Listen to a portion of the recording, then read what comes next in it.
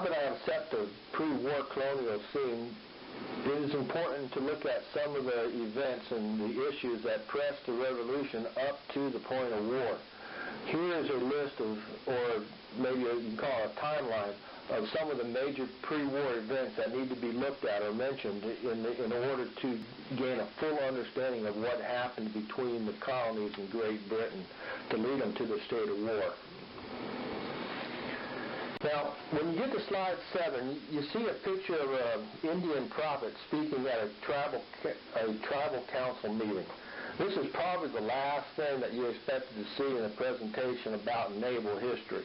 I really want to tie this all together, though. You need to trust me on this and bear with me, because there never would have been a Continental Navy if there hadn't been a Revolutionary War. And I believe that this particular Indian uprising or rebellion had a lot to do with the causes of the Revolutionary War. So we'll tie it all in. Just bear with me. The Indians, they were probably the biggest losers of the French and Indian War. And I'm not too sure that the Indians totally understood the concept of owning land. But after the French and Indian War, they did understand that more and more settlers were moving on to their hunting grounds. The British forts were being built in the frontier, and their lucrative fur trade was disappearing with their French partners. The French fur traders made very few attempts to build permanent settlements, and they traded with the Indians and sold the Indians guns and ammunition to hunt with. This made good business sense for the French. If the Indians had plenty of guns and ammunition to hunt with, then they would produce more furs, and the French would make more money.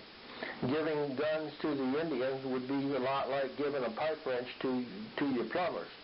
The French had no reason to fear the Indians, and the thought of the Indians attacking never occurred to the French, and it probably never occurred to the Indians either.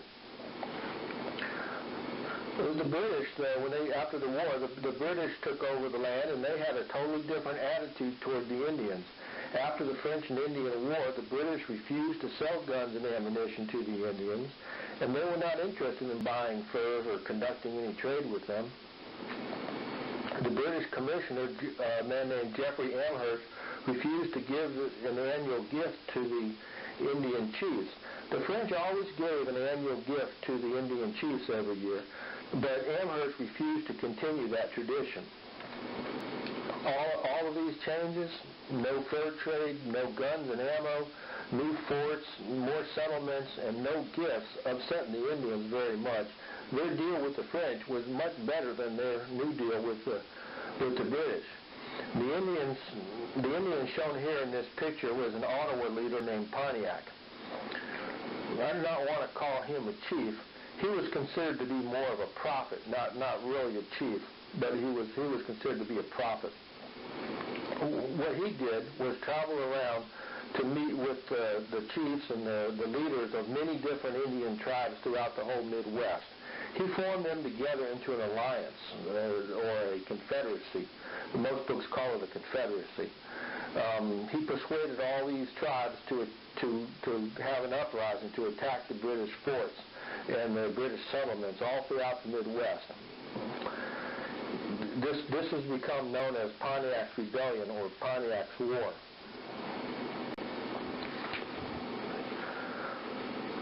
Although this rebellion or war did not last very long, the Indians did overtake 8 British forts, and they left Fort Detroit and Fort Pitt under siege, which means that these 2 forts were totally surrounded by the Indians and isolated from all lines of communication and supply. This uprising solved several political and economic problems for the British government. After the French and Indian War, the British government was financially broke, and its economy could not absorb tens of thousands of soldiers coming home from the war. The government could not afford to pay their pensions, and the British industry could not afford to hire all these men.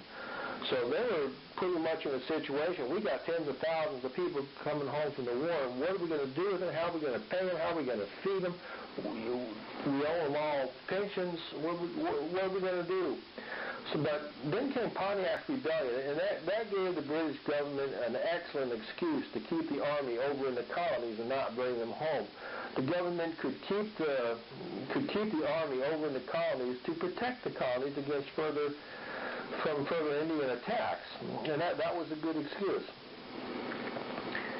And it would give the king an excuse to raise taxes on the colonies and to pay these troops and to quarter these troops, which, after all, as he said, they were there to protect the colonies. So why not have the colonies pay to upkeep these troops?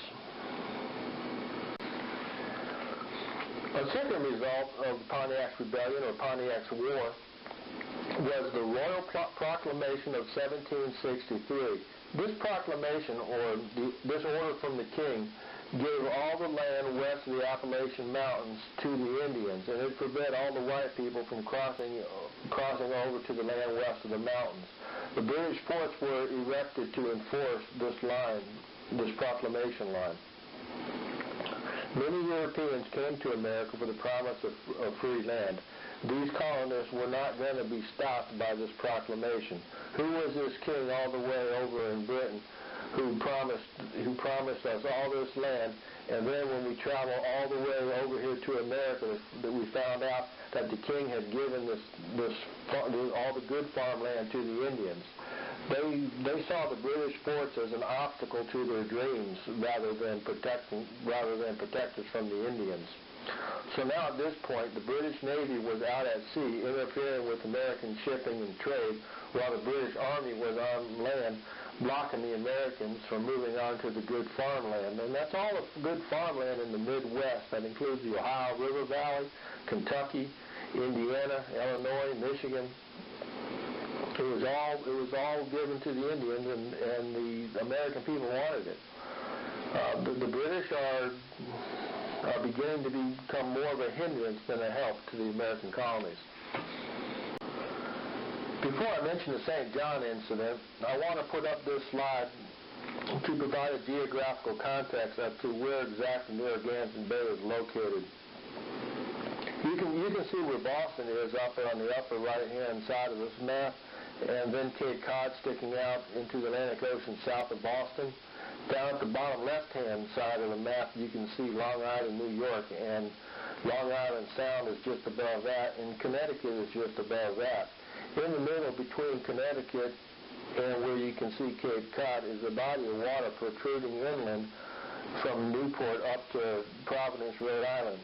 That body of water is Narragansett Bay, and Narragansett Bay is almost, for the maritime incidents, what Boston is for the land incidents. It seems like a lot of the maritime incidents happen in Narragansett Bay. You can see several islands and coves inside the bay. These islands and coves are good hiding places for smugglers trying to evade the British customs enforcement. Unregulated trade and smuggling flourished between Providence and Newport in 1764. So the British Navy sent an armed schooner called the St. John to patrol Narragansett Bay for smugglers. The St. John became a very sore issue to the citizens of Rhode Island. All the citizens benefited from the smuggling activity. Tax avoidance was good for the local economy, and the smugglers became local folk heroes of the day. One night in June 1764, the captain of the St. John saw a brig being unloaded late at night in Howland's Ferry over there on the east side of the bay. The cargo was being unloaded late at night at a ferry landing instead of a regular seaport, aroused his suspicion, and probably rightly so. He chased the brig down and brought it into port at Newport. In Newport, the British sailors went out in town. They had some drinks, and they did a whole lot of bragging.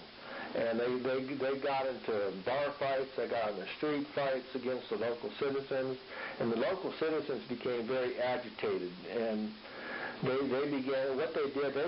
found a small sloop, and they began to arm it with some cannons, some small arms, or some cannons. And their plan was they were going to attack the St. John when it left port. But then a large British man-of-war, a man-of-war is probably the battleship of the day. It was a big warship, and that pulled into port. And when the man-of-war arrived, the plan to attack the St. John at sea was abandoned. I mean, they knew they didn't have a chance. So they just let the two ships leave, but as they were leaving, a group of the local citizens, they took over a local shore battery, and they fired a few cannon shots at the two ships when they left. None of the shots hit anything, and they just fell into the water, and that was what they called the St. John incident. The next item on our list of bad and evil things that the British did to upset the colonists was the Stamp Act of 1765. I think that I have already mentioned that Great Britain was deeply in debt from the French and Indian War. They had bills to pay, and they needed to collect more revenue to pay them. The British decided to place a stamp tax on the American colonies. Since the American colonies received most of the benefits of the war, it made good sense, at least to the British, to have the American colonies pay part of the bill. This was the first time, though, that they ever passed a tax that was paid directly by the citizens. All the previous taxes were import duties that were paid by the shippers or the merchants, never paid directly by the citizens.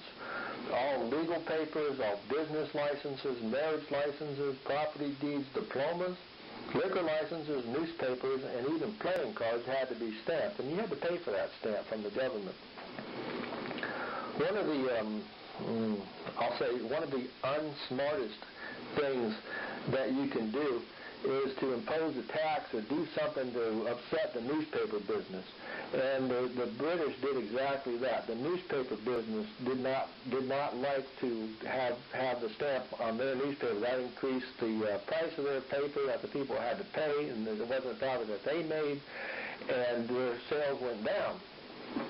When the price goes up, sales go down. So when the British put this tax on the newspapers became very angry, and the newspapers began to print a lot of articles against the stamp tax and against the British government. Here we go again with our reoccurring theme. The government enacted a new tax on the American people, and the people reacted against it. A movement of middle-class working men in most of the towns formed groups called the Sons of Liberty to oppose the Stamp Act. These groups rioted in the streets and harassed the British administrators of the act. The Sons of Liberty tarred and feathered these administrators. They ransacked their offices. They ran them out of their homes. They burnt their furniture. They burnt all the documents in their offices. In Boston, they burned down the home of Lieutenant Governor Thomas Hutchinson and ran him clear out of town. The colonial juries in the courts never convicted the Sons of Liberty for any of their anti-British activities. They too were local folk heroes. But it's important to say this: the Sons of Liberty were a well-disciplined organization. All their harassment, tar and feather, and everything they did, they never shed any blood. Another and much more organized response to the Stamp Act was the Stamp Act Congress. A Boston lawyer named James Otis and the governor of Massachusetts wrote letters to the legislatures of all the colonies asking them to send representatives to a meeting in New York City. This meeting became known as the Stamp Act Congress. It was the first real unification event of the colonies in America. The delegates all got together, and they realized that they all had similar complaints about their British rulers. Now, the result of the Stamp Act Congress was nothing more than they decided to write a unified letter to the British Parliament asking for the repeal of the Stamp Act. Now, it's very interesting to note what the Stamp Act Congress did not ask for. They did not ask for colonial representation in the British Parliament. This is probably because they realized that their representative or representatives would be greatly outnumbered and outvoted by the Parliament, and they would lose the rallying cry of no taxation without representation. The value of the rallying cry was actually much greater than the value of having a token, meaningless representation in the Parliament. Parliament did repeal the Stamp Act, but that was mostly because of pressure from the British merchants who were losing business due to the colonial boycotts. The merchants were losing money, and the Parliament was being blamed. But in their repealing statement, when the Parliament did repeal the Stamp Act, they made this statement, and in that statement they say, yeah, we're going to repeal this Stamp Act, but we're going to retain the right to put a tax on the American colonies whenever we want to, but we just don't want to. So they retain the right to put more taxes on the colonies, but they're going to repeal the ones that they have put on. So very shortly after repealing the Stamp Act in 1767, the British Parliament enacted the Townshend Acts. It was almost as if they had to prove that they still had the right and the ability to put a tax on the American colonies. Great Britain was still in debt from the French and Indian War, and they still were determined to have the colonies help pay for it. And again, they felt that the colonies were the biggest beneficiaries of the war, so why not have the colonies pay for it? Now, the Townshend Acts were importation acts. They were import duties on all lead, glass, paper, paint, and tea imported into the colonies. And again, our reoccurring theme of avoiding a new tax occurs again with the Townshend Acts. Smuggling activities picked up again. The people wanted goods without paying the taxes on them, and the smugglers were there to deliver. The British Navy also increased their anti-smuggling operations, and the colonial reaction to the British Navy activity was to boycott all of the taxed items. A great non-importation movement spread across the colonies. This had limited success in the past, but this time the Sons of Liberties were there to encourage citizens not to buy or use imported items. The Sons of Liberty actually began harassing American colonists who bought imported goods. People refused to buy imported goods, and the Sons of Liberty were there to enforce this voluntary boycott. More British troops were sent to America to enforce the Townshend Act, and these troops required more money in quartering, so the taxes were increased, and things were spiraling downhill and getting more and more tense in the colonies. One night in Boston during June of 1768, British customs officials and soldiers were attempting to seize one of John Hancock's ships, the Liberty, while it was in port. Now, you can say that the Sons of Liberty were out on patrol, or you can say that a roving mob was out rioting in the streets.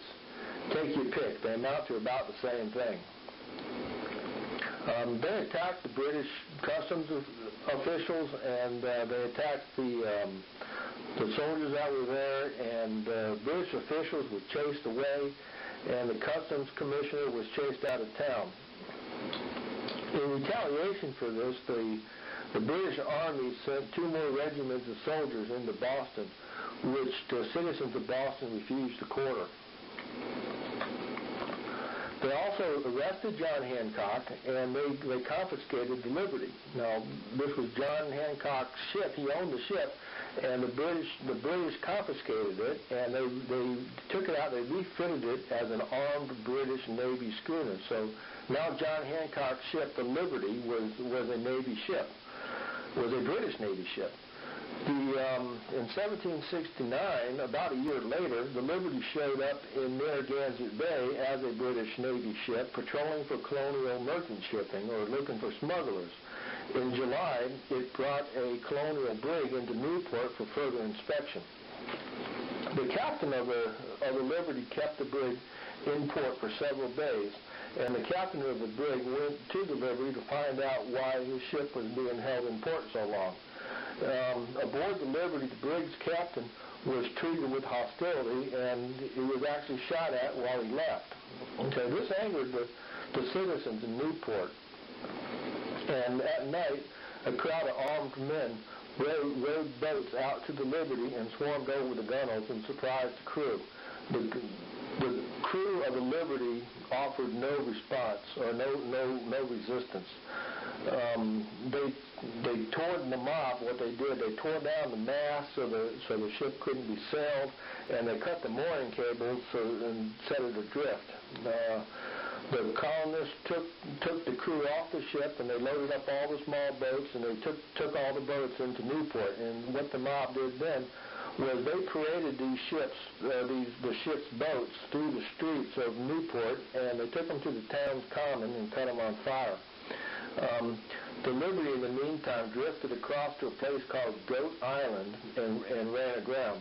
And another group of colonial citizens rowed their boats out to the Liberty and burned it down to the waterline. So they basically destroyed the ship. Without hurting anybody, the crew was safe on shore.